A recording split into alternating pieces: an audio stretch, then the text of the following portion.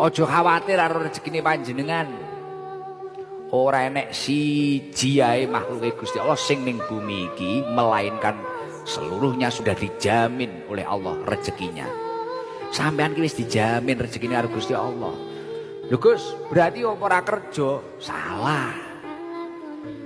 Yo kerja, yo ikhtiar, tapi sisane dipasrahne Gusti Allah. Lah kowe kuwi tukang khawatir karepmu dhewe. Sesuatu yang bukan wilayahmu kamu masuki. Rezeki iki nek wilayahe Gusti Allah to. Tugasmu iki kan mek mergawe, ikhtiar, ya to. Ora kok khawatir. Ya nek kok khawatirne terus piye? Malah kok khawatirne. Sesuk piye ya? Sesuk ben piye ya?